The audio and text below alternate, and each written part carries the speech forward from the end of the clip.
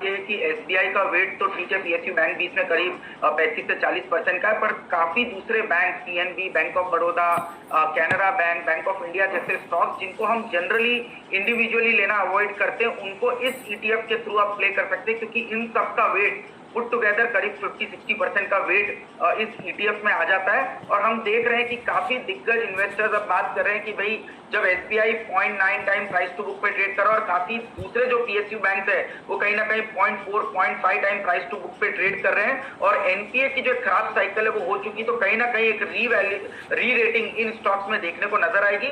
और अगर से ये री रेटिंग होती है तो सबसे पॉजिटिव इंपैक्ट कहीं देखने को मिलेगा, तो वो मिलेगा रिलायंस ईटीएफ पीएसयू बैंकिंग बीच का, जो 24 रुपए 90 पैसे पे इस समय ट्रेड कर रहा है। इस पर एक लॉन्ग पोजीशन बनाई जा सकती है। 22 रुपए 50 पैसे का एक पोजिशनल स्टॉप लॉस मैं रिकमेंड करूंगा और मुझे लगता है 28 रुपए से लेकर 29 रुपए तक की अपसाइड बहुत ही शॉर्ट टर्म में इस पीएसयू बैंक बीच के ईटीएफ में देखने को नजर आ जाएगी। बिल्कुल, और साथ ही साथ डायरेक्टर साहब एक बढ़िया मूवमेंट आपको पंजाब एंड सिंध बैंक में आता हुआ दिख रहा है। ये काउंटर आपको दिन का जो लोएस्ट लेवल दिखा रहा था वहां से एक बहुत बढ़िया मूव के साथ आता हुआ दिख रहा है। 20 रुपए 80 पैसे प्राइस है। आशीष चतुर्वेदी साहब बताइए कहाँ आपको ये बैंक जाता हुआ दिखता है, क्योंकि रैली इतनी शानदार आपने बाकी बैंकिंग काउंटर्स में आती हुई देखी। 1% ऊपर फिलहाल 20 रुपए 80 पैसे पर पंजाब एंड सिंध बैंक, दिन का लो 20 रुपए 30 पैसे। बिल्कुल शैल जी, मैं सेटअप देख रहा हूँ, बहुत ही स्ट्रॉन्ग वीकली और मंथली चार्ट पर एक स्ट्रॉन्ग राउंडिंग फॉर्मेशन स्टॉक ने बनाया है। पिछले कुछ दिनों पहले इसने एक स्विंग हाई बनाया था 23 रुपए 80 पैसे का, वो तो मुझे लगता है क्रॉस होता हुआ आ रहा है और उसके बाद में मुझे लगता है ये रैली एक्सटेंड होकर कहीं ना कहीं 25 रुपए तक आपको आती हुई नजर आएगी। तो एक अच्छी खासी तेजी करंट लेवल से भी इस स्टॉक में देखने को नजर आ सकती है। स्टॉप लॉस मैं समझता हूं दिन का लो ही आज का स्टॉप लॉस होगा। 20 रुपए 30 पैसे के स्टॉप लॉस के साथ इस लॉन्ग पोजीशन को मेंटेन करनी चाहिए। एक अच्छी खासी अपसाइड स्विंग हाई इस स्टॉक में देखने को बन सकता है पंजाब एंड सिंध बैंक के अंदर। हाई पर 1 रुपए ऊपर और करीब 0.5% की तेजी के साथ 2150 पे मार्क करता हुआ। आशीष, एक ऑप्शन और मैं मार्क करता हूँ, फिर आगे बढ़ते हैं भसीन जी के पास। एक बार आप जरा, मैं पीएफसी को देख गया, मैं आरईसी को मिस कर गया था। आरईसी पर एक पूरा फ्लैग जो है वो ब्रेकआउट पे कन्वर्ट होता हुआ इसकी 145 की कॉल रखिएगा। आशीष, स्पॉट को चेस करेंगे आप या फिर इसकी 145 की कॉल? इन दोनों में से क्या चेस करना चाहिए? फ्लैग विजिबल है, पीएफसी से बढ़िया आरईसी का चार्ट है और 3 रुपए 20 पैसे के आसपास ये ऑप्शन ट्रेड कर रहा है। आपका टेक क्या होगा आरईसी पर? देखिए, बिल्कुल मेरे हिसाब से ऑप्शन को चेस करना चाहिए वीरेंद्र, क्योंकि अब एक्सपायरी को ज्यादा दिन नहीं बचे और जब ऐसा होता है तो टाइम वैल्यू ऑप्शन प्रीमियम में काफी कम हो जाती है। मुझे लगता है डेल्टा करने के लिए आपको आरईसी लिमिटेड की 145 की कॉल को देखना चाहिए। 3 रुपए 40 पैसे पे ट्रेड कर रही है, 2 रुपए 50 पैसे का स्टॉप लॉस, 5.5 रुपए से लेकर 6 रुपए के लक्ष्य इस 145 की कॉल ऑप्शन में देखने को नजर आ सकते हैं। और जैसे आपने कहा, बिल्कुल एक फ्लैग का फॉर्मेशन बनता हुआ नजर आ रहा है। ब्रेकआउट जैसे ही इसके स्टॉक में 143 के ऊपर होगा, ये स्टॉक मैं समझता हूं 147 148 की ट्रेजेक्टरी के अंदर आता हुआ आपको नजर आ जाएगा। चलिए, तो आप इस पर फ्यूचर्स की बजाय ऑप्शन बजाय क्या देंगे? 3 रुपए 20 पैसे के आसपास हमने ऑप्शन लिया था, अब 3.30 पे ट्रेड करता हुआ देखेंगे कुछ देर में आरईसी डे हाई। चलिए अब बात करते हैं श्री संजीव भसीन साहब से। सर नमस्कार, कार्यक्रम में स्वागत है। लीजिए, एक बार फिर से 15,000 की दहलीज पर निफ्टी आ गया और it's all about banks banks and banks. और आपको बहुत बहुत शुक्रिया सर, तहे दिल से बड़ा कॉन्फिडेंस जताया था आपने, एंड स्पेशली और RBL at day high and SBI at day high. अब यहाँ पर आपका व्यू सर, और क्या चीज कर रहे हैं आप इस वक्त?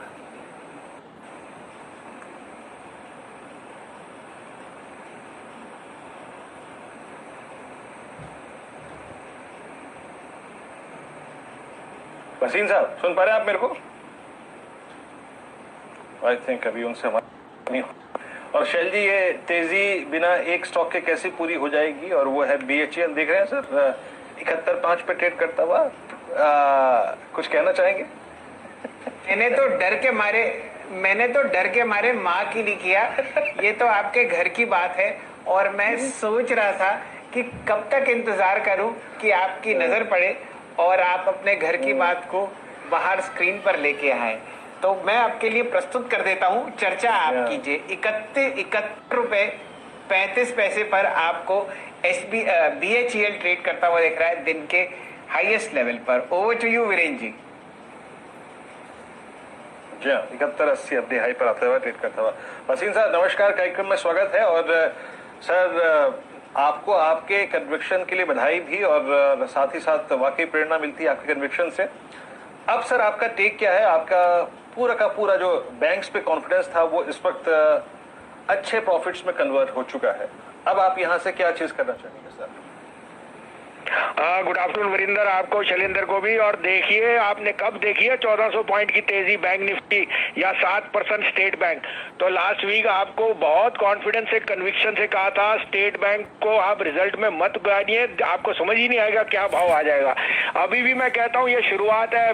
Mid cap banks will do, वे यहाँ से दुगने तिगने भी हो जाए कोई बड़ी बात नहीं है। आपने बैंकिंग में रुझान देखा ही नहीं है। तो मैं आपको अपडेट दे दूं, मैंने आपको 2400 पे HDFC कहा था, वो 2495 बिक गया आज की डेट में। SBI, bank of Baroda, can bank और RBL, मैं मिड कैप में ठोक के कह रहा हूँ, RBL 240 से 270 का भाव आपको अगले महीने ही दिख जाना चाहिए। सेकेंडली आपको south bank, DCB bank, Equitas में अभी भी बहुत पॉजिटिव है, अभी तो शुरुआत है। एक और स्टॉक जो मैं बहुत कन्विक्शन से 16, 16.5 पे कहा था, वो था Balkrishna industry, and that is hitting new highs. तो अब वीरेंद्र जी 2 पिक्स हैं, एक लार्ज कैप है, एक मिड कैप है, क्योंकि risk is on the table, this is the time to make money. आप कहें तो मैं शुरू करूं। तो पहला तो sir Maruti, unquestionably everyone should have Maruti in their portfolio, because as you see the reopening, Gurgaon में 1 हफ्ते की एक्सटेंशन है। I think Maruti will see reopening, Gurgaon में 1 हफ्ते की एक्सटेंशन है। I think Maruti will see unprecedented demand in the month of June, July, August, and these are the months जहां शादी और बाकी चीजों की कार्रवाई होगी। तो आई थिंक मारुति ये 6760 से 65 में लीजिए। Keep a stop loss of 6650, this is headed to 7000। दूसरा मैं ये कहता हूं कि इस लॉकडाउन में सबसे बड़ा गेनर मीडिया है, और मीडिया में चाहे एड रेवेन्यूज थोड़ी स्क्वीज होंगी, but media is going to be the place, because ad revenues are going to be in volumes rather than numbers. तो I would like, you know, आपका competitor है Zee, I think यहाँ पे 185, 87, 88 में Zee fits the bill. It has underperformed, but the results on the 20th, along with the dividend, can be the bell, can set the cat amongst the pigeon. मुझे 225 का भाव दिखता है, लेकिन as a trading call 188, 189 में लीजिए। 183 का stop loss है, 200 से 205 का टारगेट।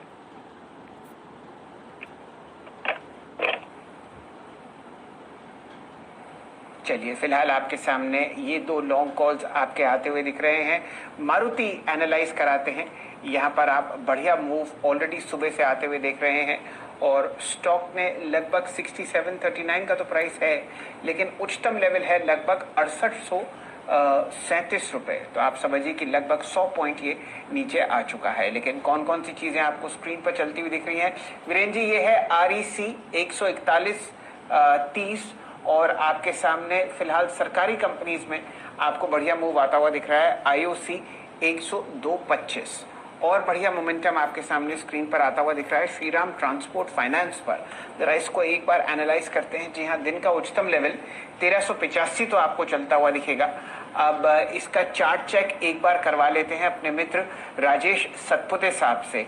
सतपुते साहब बताइए, श्रीराम ट्रांसपोर्ट पर क्या रुझान? सर, आज का जो मॉर्निंग का पहला पिक था, मुझे लगता है वीरेंद्र भाई ने जब पूछा था, वो श्रीराम ट्रांसपोर्ट ही था, और वो लॉन्ग साइड का संपर्क टूट गया। मुझे लग रहा था कि मेरा संपर्क टूट गया, लेकिन नहीं, राजेश जी का संपर्क टूटा है।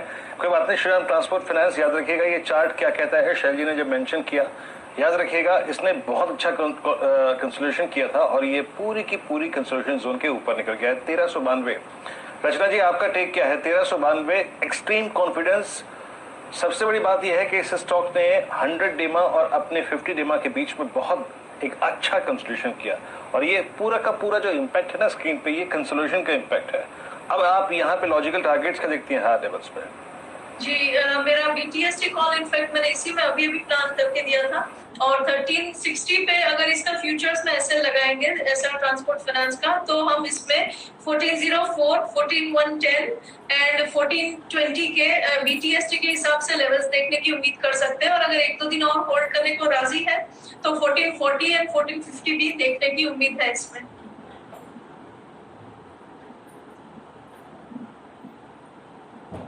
श्रीराम ट्रांसपोर्ट फाइनेंस याद रखिएगा 1385 पे। शैल जी मेरे ख्याल से अब बिगुल जब बचा ही दिया है रचना जी ने, तो एक काम करते हैं, इसी प्रक्रिया को BTST ट्रेड के लेना शुरू कर देते हैं। Shriram transport finance first trade Rachna ji 1410 का टारगेट, 1420 का टारगेट, 1360 का स्टॉप लॉस।